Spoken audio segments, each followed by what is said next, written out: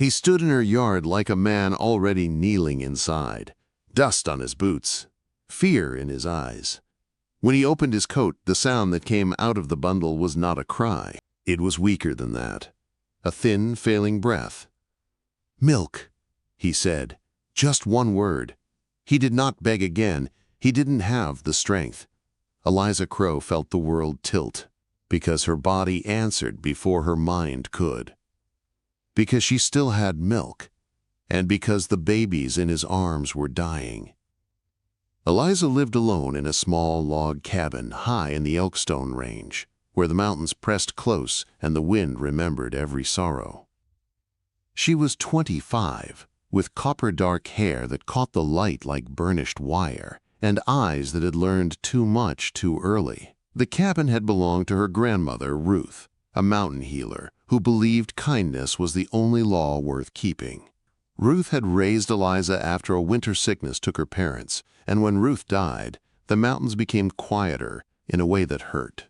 Down in Pine Hollow, the settlement had never claimed Eliza as its own. Her mixed blood made her different. Her knowledge of herbs made her strange. The women watched her from doorways. The men spoke her name with caution. They called her the Wild Woman and crossed themselves when she passed. 4 months earlier, Eliza had buried her baby girl beneath the aspen near the cabin. Little Rose had lived 7 months, long enough to learn Eliza's smell, long enough to smile in her sleep. When fever took her, Eliza screamed until her voice broke, but her body did not listen to grief. The milk never stopped. Every morning was a reminder, every night a wound. That was why she knew the sound when she heard it. A horse. Slow. Tired. She was gathering roots when the man rode into view. Tall. Weathered. Buckskin worn soft with years. A beaver skin hat shadowed his face, but his eyes were clear and desperate. He slid down from the saddle and stood still, as if any movement might break what little hope he carried. Then he opened his coat. 2 infants lay against his chest, wrapped in wool gone thin. Their lips were cracked, their skin pale. One stirred, then went still again. Eliza didn't think. She stepped forward and lifted the nearest child. He weighed almost nothing. Kindling. Feathers. "They're very sick," she said softly. "How long since they fed?" The man swallowed. "Too long." That was enough. Eliza turned toward the cabin. The fire was still warm. She gestured once. He followed. Inside, she sat in the old rocking chair by the hearth. The chair creaked the way it always had. Her hands knew what to do even as her heart thundered. She settled the baby against her and guided him close. For one breath, nothing happened. Then the baby latched. The sound he made was not hunger anymore. It was relief. The man let out a sound that might have been a prayer. He stood frozen, afraid to move, afraid to hope. Eliza fed both babies slowly, switching them with care, murmuring nonsense words she used to say to Rose. The fire popped. The wind pressed at the walls. Time softened. After a long while, the babies slept. Truly slept. "Thank you," the man said. His voice broke on the word. He touched his chest. "Nathan." Then the babies. "Luke, Jonah."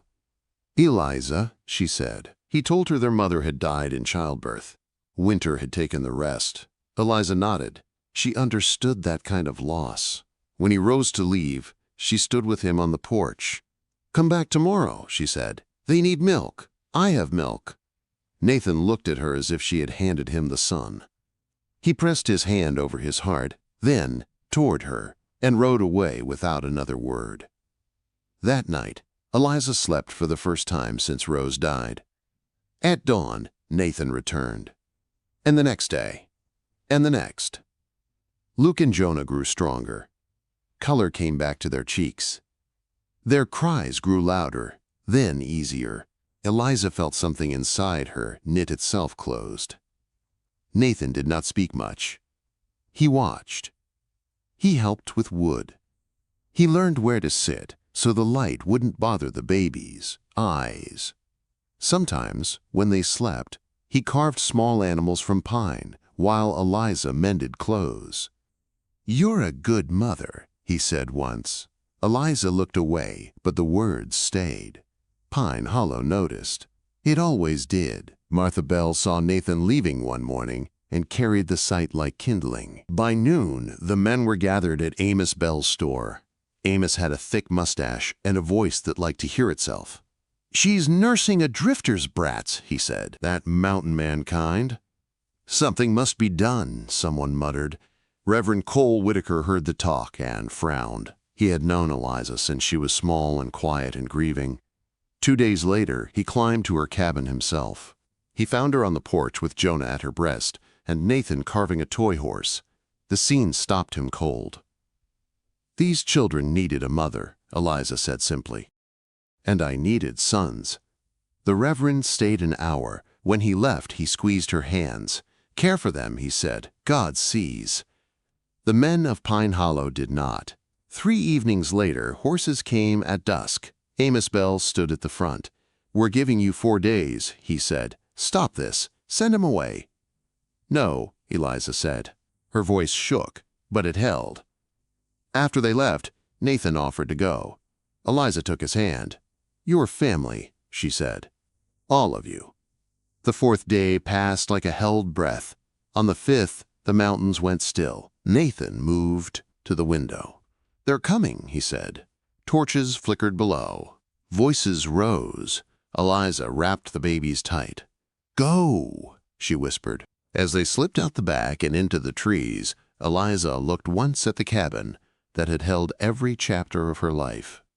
She did not know what would be left when morning came. Only that love had already chosen its side. They rode through the trees without speaking. Moonlight broke and vanished as branches closed behind them. Luke and Jonah stayed quiet, as if the dark itself had asked for silence. Nathan led them up a narrow game trail that cut along stone and shadow. Eliza clutched the babies to her chest, feeling each small breath through the blankets. The air grew thinner, colder. The smell of smoke from Pine Hollow faded, replaced by pine sap and wet earth. When they reached the horses hidden near a ravine, Nathan lifted Eliza onto the mule and took the reins. He did not rush. Panic made mistakes. The torches behind them spread like fireflies, then stalled. Voices echoed, angry and confused. They climbed until dawn bruised the sky. By mid-morning, Nathan guided them into a shallow cave tucked behind a spill of rock and brush. It was dry, hidden, a place he had used before when storms turned mean. Eliza stepped inside and sat hard on the stone. Her legs shook. Only then did she realize she was crying. "I'm sorry," she whispered to the babies. "I didn't know it would come to this." Nathan set down his pack and knelt beside her. He did not try to stop her tears. He watched the trail. He listened to the mountain. The first days were the hardest Eliza had ever known. The cave was safe, but it was not home. Smoke had to be kept low. Water had to be carried far. The cold pressed in at night and made her bones ache.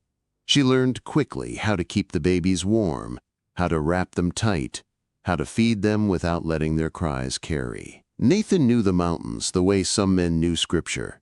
He showed her where to find clean water, how to read the wind, which roots could thicken a broth. Eliza taught him what her grandmother had taught her. Which leaves cooled fever, which bark soothed pain. Their knowledge braided together without argument. Luke and Jonah grew. Slowly, their cheeks rounded, their cries grew strong. Eliza fed them while watching sunsets bleed gold across the peaks. Sometimes, peace settled so gently she was afraid to breathe. At night, when the babies slept, Nathan carved toys. A bear, a horse, a bird with wings wide enough to imagine flight. Eliza mended clothes with careful hands. Silence lived between them, but it was not empty. "You don't regret it," Nathan said one night. It wasn't a question. "No," Eliza answered, and meant it, but peace never lasts unchallenged. Down in Pine Hollow, the search began. Amos Bell gathered men and money. He promised reward to anyone who brought word. Some turned away. Others listened too closely. Hunger made traitors of good men. It was Henry Pike who found them, an old trapper with a limp and a family to feed.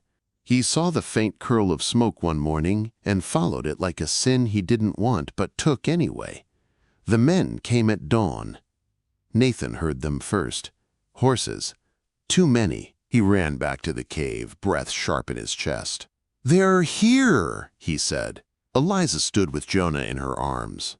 Luke whimpered. Smoke drifted in as torches struck brush. Nathan lifted his rifle. Eliza put her hand on his arm. "No," she said. "Not like this." The babies began to cry. The sound bounced off stone and broke something open inside her. "There's another way out," she said. "Take them. Keep them safe. I won't leave you." "You have to," she said. Her voice did not waver. "They need you." She pressed the babies into his arms. The word "our" slipped out before she could stop it. Nathan shook his head once.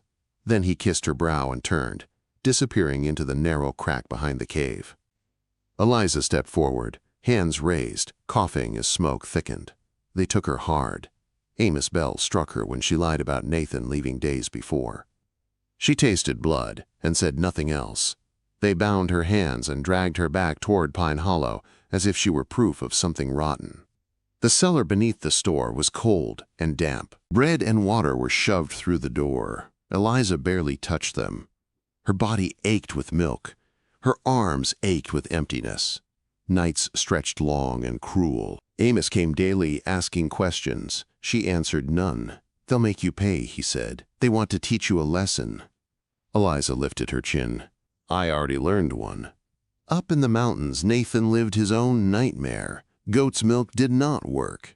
Luke and Jonah cried and turned away. Their bodies burned with fever. Their cries cut him deeper than any blade. He watched the settlement from the trees at night, counted guards, traced paths. Every plan ended in blood, and Eliza had taught him there were other ways. On the third night, with the babies fading in his arms, Nathan made a choice he had never made before. He rode to the church. The old minister answered the door with a candle in his hand. He took one look at the babies and went pale. "They need her," Nathan said. "The dying." The minister didn't argue. He took a shawl and led the way. At the store, guards balked until the minister spoke with a voice that did not bend. Amos Bell appeared, fury flashing.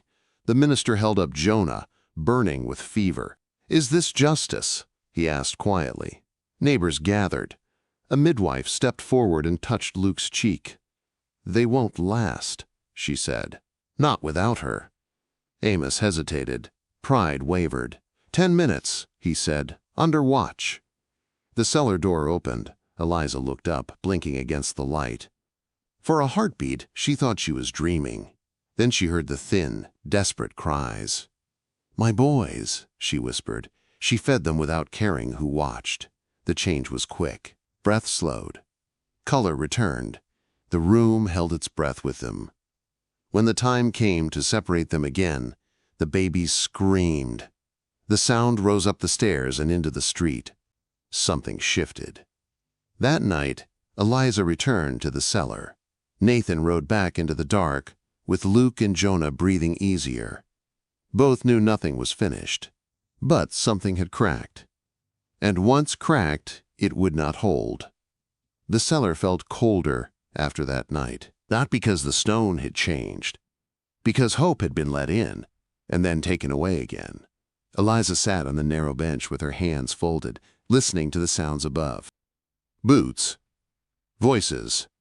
A laugh that cut short when someone remembered where they were standing. Her body still ached from feeding Luke and Jonah. The ache was a promise and a punishment all at once. She replayed the feel of their small mouths, the way their breathing had eased, the weight of them against her chest. She held on to that memory like a coal cupped in her palms. Above her, Pine Hollow argued with itself. Martha Bell did not sleep that night. She had delivered babies for more than 30 years. She had seen hunger, sickness, and loss. She had never seen children change so quickly as those twins had in Eliza's arms. At dawn, she wrapped her shawl tight and went from house to house, speaking softly to the women who would listen. "They're dying without her," she said. "No matter what you think of her." Some turned away, some listened. Reverend Whitaker spoke on Sunday with a steadier voice than usual. He did not name Eliza. He did not name Amos Bell. He spoke of mercy, of children, of the cost of hard hearts. The words settled like dust, slow but sure. Amos felt the shift. He felt it in the way men avoided his eyes, in the way his daughter, Lydia, would not meet his gaze at supper. She had seen the babies. She had heard their cries echo through the square. "You're wrong," she said that night. Quiet, firm. Amos said nothing. But he did not sleep. Up in the mountains, Nathan paced the cave like a caged animal. Luke and Jonah fed poorly. Their cries were weaker now, more tired than angry. Nathan held them and whispered apologies. The mountain could not answer. He thought of Eliza in the dark cellar, of her hands steady even as her heart broke. He knew he could not wait. He rode to men who owed him favors, men who had seen winters strip everything bare. He rode to old Jack Rowan, whose beard was white and whose words still carried weight among mountain folk. Jack listened. Long, quiet. "She's their mother," Jack said finally, "blood or not." "Yes." Jack nodded. "Then we don't go with rifles." 4 days later, 12 mountain men rode into Pine Hollow at a walk. No raised weapons, no shouting. They carried blankets and staffs, not threats. Jack rode at the front. Nathan followed. Luke and Jonah wrapped tight against his chest. Panic fluttered through the settlement, then stilled when no attack came. Men gathered. Women watched from doorways. Amos Bell stepped out, jaw tight. "We came to talk," Jack said. His voice was calm. "We came for the woman who saved these children." Reverend Whitaker moved to stand beside him. Martha pushed forward when she saw the babies. She took one look and felt tears rise. "They're fading," she said aloud. "All of you can see it." The babies cried then. Weak, thin. The sound cut through pride and fear alike. Amos felt the square close in on him. He saw Lydia's face in the crowd. He saw doubt where obedience used to live. 4 months, he said at last. "A trial. If there's peace, we reconsider." Jack inclined his head. "We'll keep peace." They brought Eliza up into the light. She blinked, stunned, when she saw Nathan. When she felt Luke and Jonah against her again, the world steadied. She fed them right there, the square hushed by the simple truth of it. Even Amos looked away. The months that followed were not easy, but they were different. Eliza and Nathan lived on the edge of Pine Hollow, close enough to watch, far enough to breathe. Luke and Jonah grew stronger by the week. Their laughter traveled. It softened things.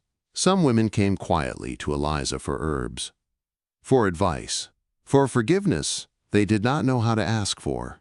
Reverend Whitaker visited often. Jack returned to the mountains with a promise kept. Amos changed slower. But he changed. One evening, Lydia brought a basket of bread and left it on Eliza's porch without a word. Winter loosened its grip. Spring followed.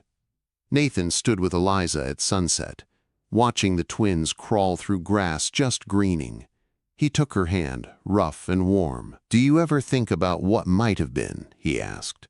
Eliza smiled, small and sure, only to be grateful it wasn't. The mountains watched. The settlement listened. And love, once almost broken, rooted itself deep enough to hold. But not every wound heals cleanly, and not every heart lets go of old anger so easily. Somewhere beyond the ridgeline, a rider turned toward Pine Hollow with news that would test the fragile peace all over again. The rider arrived at dusk. Dust on his coat. Urgency in his seat.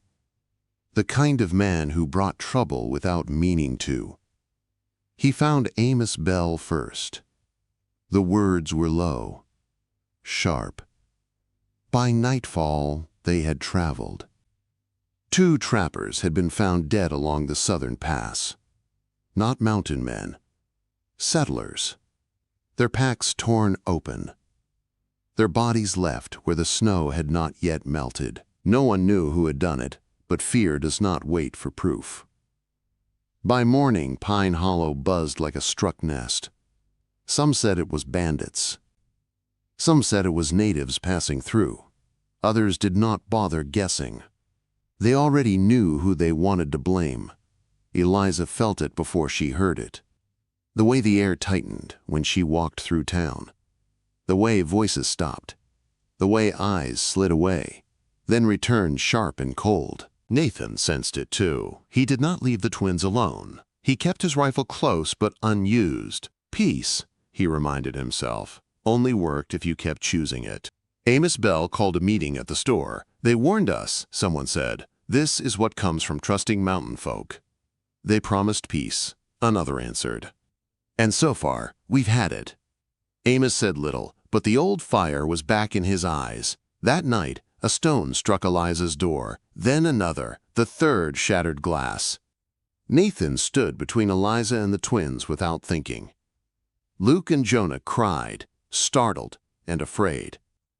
Eliza gathered them close, rocking, whispering, breathing calm into their fear. The stone throwing stopped.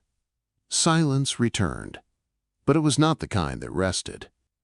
Reverend Whitaker came the next morning. His face was grave. Some men want you gone, he said gently. They say you bring danger. I brought milk, Eliza replied. Her voice was tired. That's all.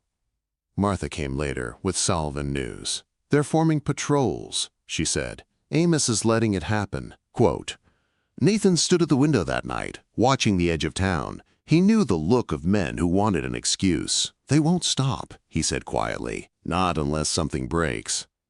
Eliza looked down at Luke and Jonah asleep against her chest. She felt the old pull, the urge to run, to disappear into the mountains where no one could touch them. But running had already cost her once.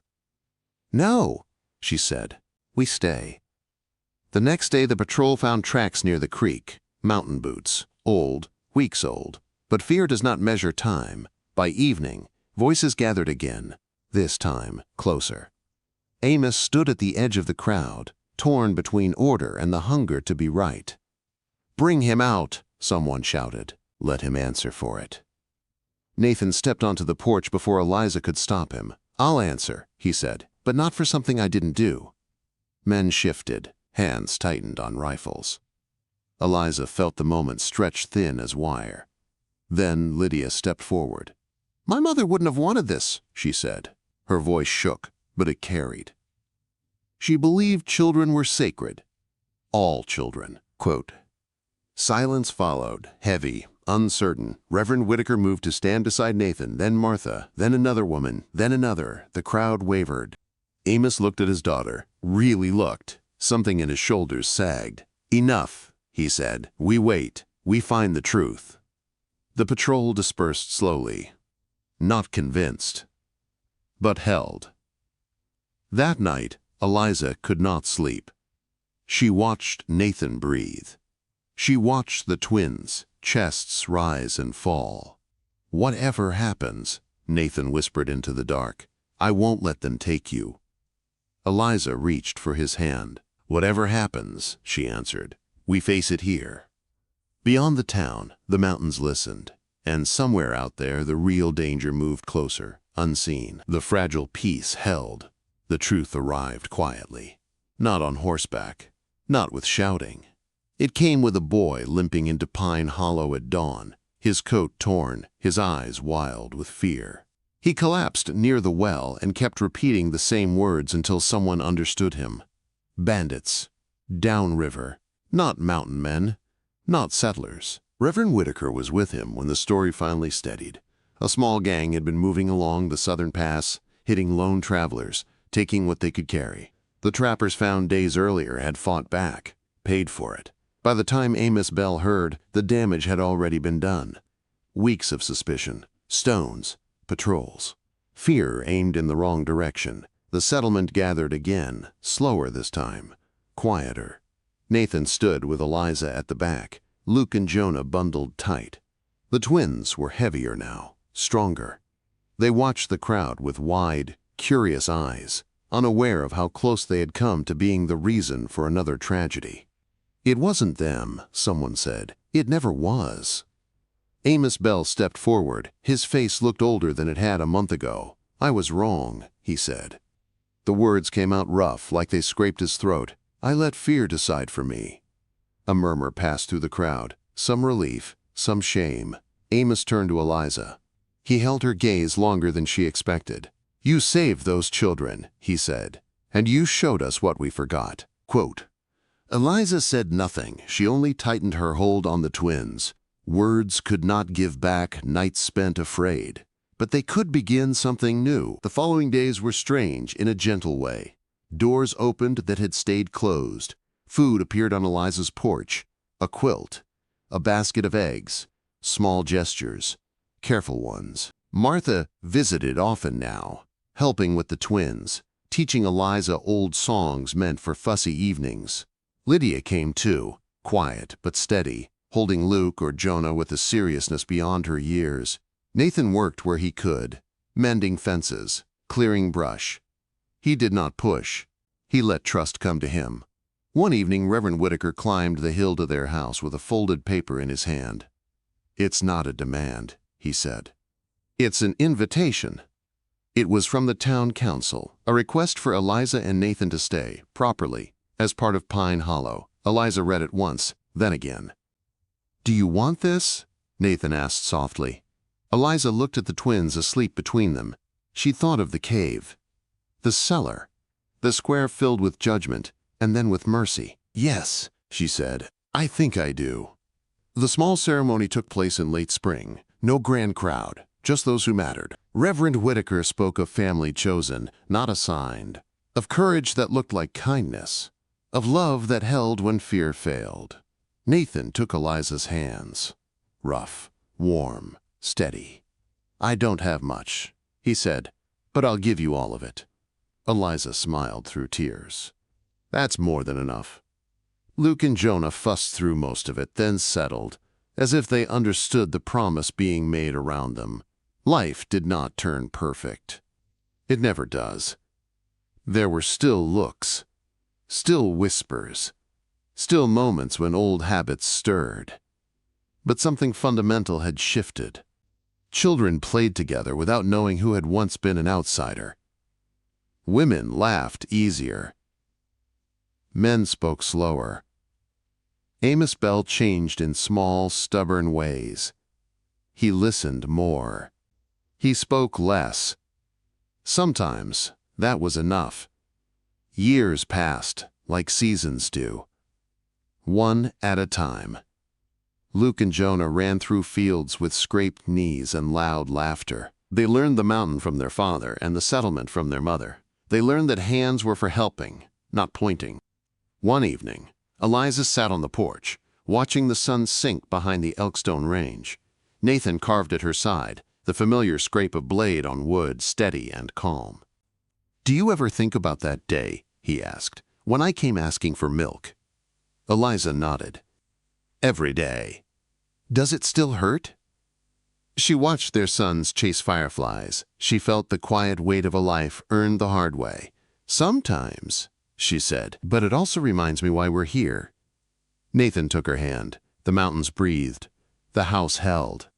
And in the fading light, with the sound of children calling for their parents, Eliza knew the hardest part was behind them. Or so she believed. Because even the strongest love, once tested, is sometimes called upon to prove itself again. The call came on a dry wind. A child's voice, sharp with fear. Fire. It started beyond the southern ridge, where summer grass had gone brittle. By the time smoke climbed the sky, Pine Hollow was already moving. Buckets. Shovels. Blankets soaked in the creek.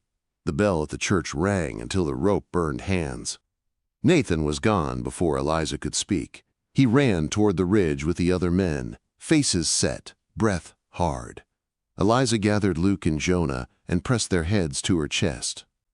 The smell of smoke reached them, bitter and thick. The fire moved fast. Wind fed it. Sparks leapt the creek. Fear did the rest. Eliza didn't wait to be told. She joined the women at the well, passing water, tying cloth, steadying shaking hands. Luke and Jonah stayed with Lydia on the porch, wide-eyed, silent. Eliza kept moving.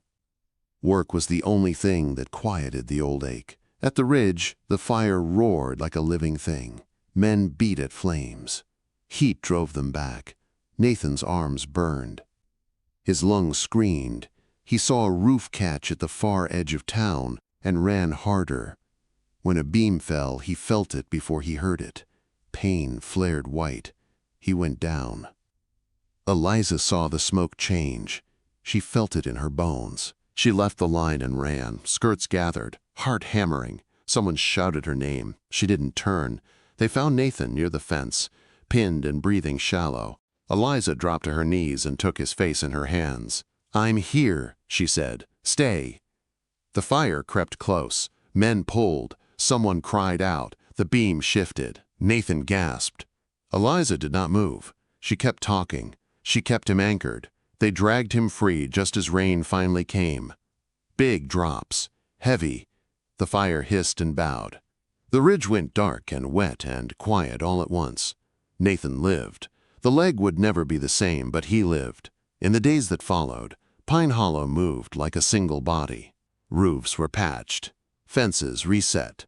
Food shared. Eliza nursed Nathan through fever and pain the way she once nursed Luke and Jonah through sickness and fear. She learned the shape of his scars.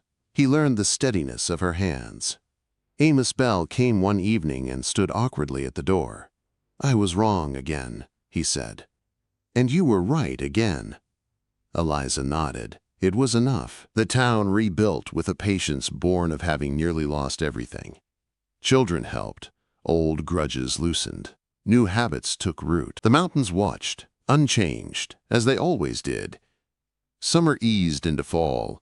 Luke and Jonah grew tall and sure. They learned to set snares and read letters. They learned when to be loud and when to listen. They learned that family was made, again and again, by choice. On a clear evening years later, Eliza sat on the porch with Nathan beside her, his legs stretched, his knife steady. The twins ran the fence line, racing the sunset. "Do you remember the first night," Nathan asked, "when you said yes?" Eliza smiled. "I remember thinking I had nothing left to lose. And now I know I had everything to gain." The mountains caught the last light and held it. The house held them. The quiet was the good kind.